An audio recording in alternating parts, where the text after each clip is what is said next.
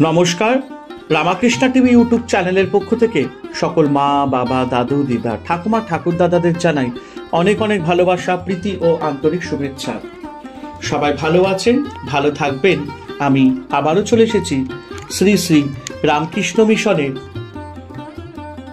নির্মল কুমার রায়ের লেখা রানী রাসমণির জীবন বৃত্তান্ত সম্পর্কে আলোচনা করতে। এবং আজকে আমরা আলোচনা করব সপ্তম পর্ব এবং অষ্টম পর্বের প্রথম ভাগ।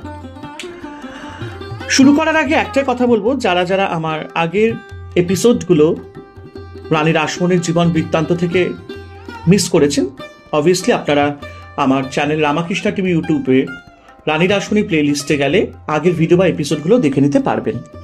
তো চলুন আমরা এখন শুরু করি আলোচনা সপ্তম পর্ব এবং অষ্টম পর্বের প্রথম ভাগ। তবে একটা কথা বলবো, সপ্তম পর্বতে সেরকম কোনো ডেসক্রিপশন নেই। এখানে জাস্ট লেখক শুধু রানী রাসমণি দেবীর শ্বশুর বংশ তালিকাটি দিয়েছে, তো সেটা আমি আপনাদেরকে একটুখানি এখানে আমি আলোচনার মধ্যে জানিয়ে দিই। কৃষ্ণরাম দাস এবং তার তিন সন্তান, মানে পুত্র সন্তান, প্রীতিরাম, তার স্ত্রীর নাম যোগমায়া এবং বাকি দুটি সন্তানের নাম ছিল রামতনু এবং কালীচরণ। এবং প্রীতিরাম দাসের দুইটি পুত্র সন্তান ছিল এবং দুইটি কন্যা সন্তান ছিল। তার পুত্র সন্তানের নাম হচ্ছে হরচন্দ্র, তার স্ত্রীর নাম আনন্দময়ী, তাদের কোনো সন্তান ছিল না। এবং দ্বিতীয় সন্তানের নাম ছিল রাজচন্দ্র এবং তার স্ত্রীর নাম রানী রাসমণি। তার মানে রানী রাসমণির শ্বশুরমশাইয়ের নাম হচ্ছে প্রীতিরাম। এবং প্রীতিরামের দুই কন্যা ছিলেন, দয়াময়ী, তার শ্বশুরের ক্ষমা করবেন, তার স্বামীর নাম ছিল রাজচন্দ্র দালাল এবং আরেক কন্যার নাম ছিল বিশ্বময়ী, তার স্বামীর নাম ছিল রামরতন দাস। তো এই হচ্ছে রানী রাসমণি দেবীর শ্বশুর বংশর তালিকা পরিচয়। তো এইভাবে আমরা আজকে সপ্তম পর্ব শেষ করলাম। এবার আমরা আলোচনা করব রানী রাসমণির জীবন বৃত্তান্ত থেকে অষ্টম পর্বের প্রথম ভাগ, দাম্পত্য জীবন সম্পর্কে। অতি দরিদ্র পরিবার থেকে এসে একেবারে অতি ধনশালী জমিদার বাড়ি গৃহিণী রূপে রানী রাসমণি দেবী সকল কিছুই মানিয়ে নিয়েছিলেন নিজের গুণে। এক পরিচিত সামাজিক পরিবেশ থেকে সম্পূর্ণ বিপরীত এক অপরিচিত সামাজিক পরিবেশে আত্মপ্রকাশের দ্বারা রাসমণি দেবী বাস্তব জীবনের সত্য আদর্শকে গ্রহণ করেছিলেন এবং অনভ্যস্ত আচরণকে অভ্যাসের মাধ্যমে সম্পূর্ণ আয়ত্ত করতে সক্ষম হয়েছিলেন। রাসমণি দেবীর জীবনের ভাগবত চেতনাগত শুদ্ধতার স্পর্শে তার শ্বশুরালয় যেমন ঐশ্বর্যের সাথে মাধুর্য মণ্ডিত ও সর্বাঙ্গ সুন্দর হয়ে উঠেছিল, তেমনি তার শ্বশুরালয়ও তাকে গৃহলক্ষ্মী রূপে বরণ করে তার দুর্বার প্রভাবকে স্বীকার করে নিয়েছিল। শ্বশুরালয়ের সবাই, শ্বশুর, শাশুড়ি, স্বামী প্রভৃতি গুরুজন এবং অন্যান্য আত্মীয় স্বজন রানী রাসমণি দেবীর চালচলন ও ব্যবহারে মুগ্ধ হয়েছিলেন। দেবদ্বিজে অপরিসীম ভক্তি, পূজা আহ্নিককে গভীর নিষ্ঠা, অতিথি সেবা ও দিন দুঃখীর অভাব মোচনে সতত আগ্রহ প্রভৃতি নানা চারিত্রিক বৈশিষ্ট্যে রাসমণি দেবী সকলের শ্রদ্ধা ও স্নেহে ভরপুর ছিলেন। প্রীতিরাম শেষ জীবনে এমন গুণময়ী সুলক্ষণা পুত্রবধূর স্বমহিমায় অধিষ্ঠানের দৃশ্য দর্শন করে অতিমাত্রায় সুখী হয়েছিলেন। প্রীতিরাম তার পুত্রবধূকে এত স্নেহ করতেন যে কন্যাসমা বৌমা রাসমণিকে না দেখলে বা তাকে কাছে না পেলে তিনি অধীর হয়ে পড়তেন। শ্বশুরের এই পরম স্নেহ তাকে নিজের পিতার অনুপস্থিতির কথা ভুলিয়ে দিত।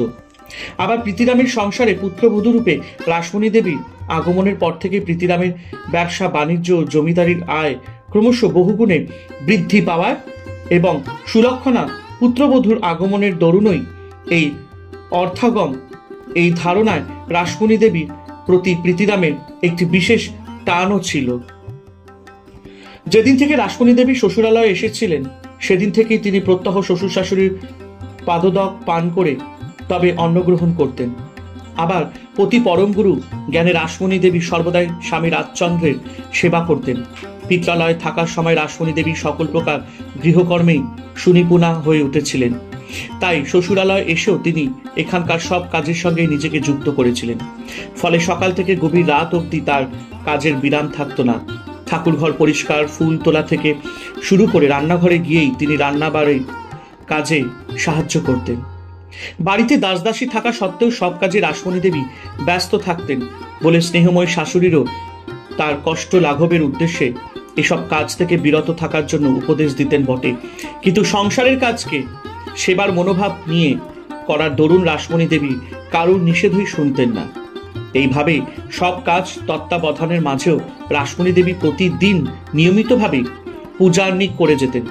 বাড়ির দাসদাসীদের রাসমণি দেবী খুব আদর যত্ন করতেন এবং তারাও তাদের রানীমাকে রানীর মতো সম্মান করত।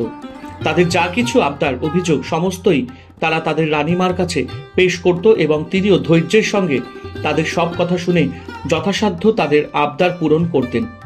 স্বামী রাজচন্দ্র রাসমণি দেবীকে সকল বিষয় উৎসাহ দিতেন।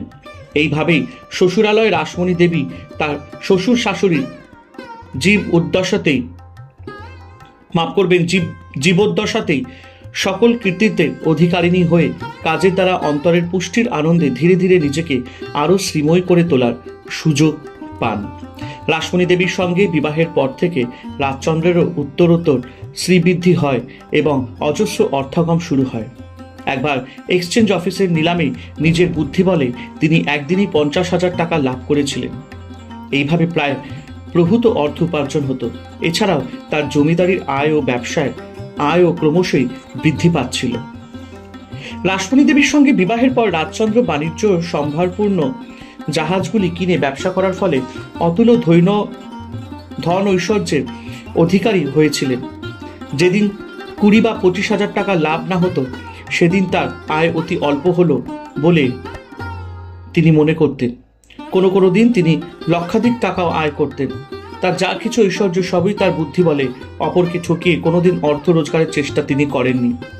রাজচন্দ্রের এই প্রভূত অর্থ সম্পত্তির মূলে তার ভাগ্যলক্ষ্মী স্ত্রী রাসমণি দেবীর সুলক্ষণ সমূহকে তিনি স্বীকার করতেন এবং সেই মতে তার স্ত্রীর প্রতি বিশেষ অনুরাগ পোষণ করতেন। এবং এই সময় রাজচন্দ্র কলিকাতার মধ্যে প্রচুর জমি ও বাড়ি কিনেছিলেন এবং প্রস্তুত করিয়েছিলেন।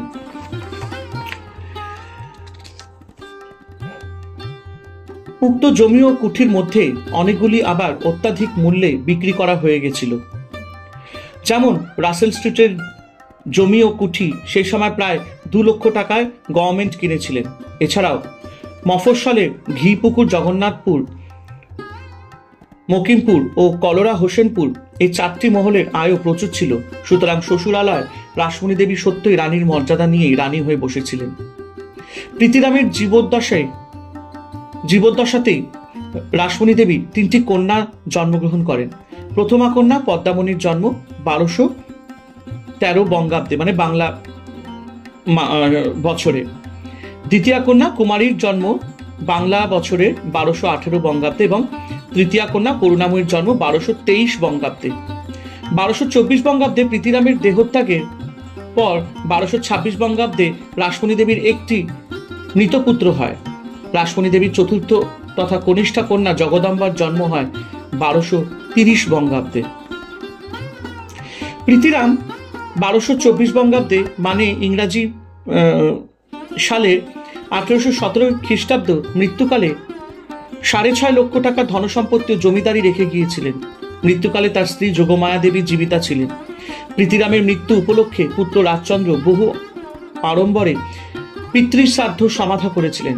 নানা স্থান থেকে আগত ব্রাহ্মণ, পণ্ডিত, ভাট, ভিখারি, অনাথ, আতুর প্রভৃতিকে তিনি দান, পান, ভোজন ও সামাজিক বিদায় পরিতুষ্ট করেছিলেন। এর কিছুকাল পরে রাজচন্দ্রের মাতা যোগমায়া দেবীরও মৃত্যু হয় এবং এই একইভাবে মহা ধুমধাম ও আড়ম্বরের মধ্যে তারও শ্রাদ্ধাদি কাজ সম্পন্ন হয়। পরবর্তীকালে মাতা যোগমায়া দেবীর স্মৃতি রক্ষার্থে রাজচন্দ্র কলকাতার আহিরিটোলায় একটি স্নানঘাট নির্মাণ করিয়েছিলেন। পিতা প্রীতিরামের মৃত্যুর পর একমাত্র উত্তরাধিকারী পুত্ররূপে কৃতবিদ্যা রাজচন্দ্রের উপর যেমন সমগ্র জমিদারি ও সম্পত্তি রক্ষার দায়িত্ব ন্যস্ত হয়, শাশুড়ি যোগমায়া দেবীর মৃত্যুর পরেও তেমনি সংসারের যাবতীয় কর্তব্য কর্মের ভার সুযোগ্য পুত্রবধূ রাসমণি দেবীর উপর বর্তা এবং উভয় অত্যন্ত দক্ষতার সঙ্গে নিজ নিজ দায়িত্ব পালন করেন।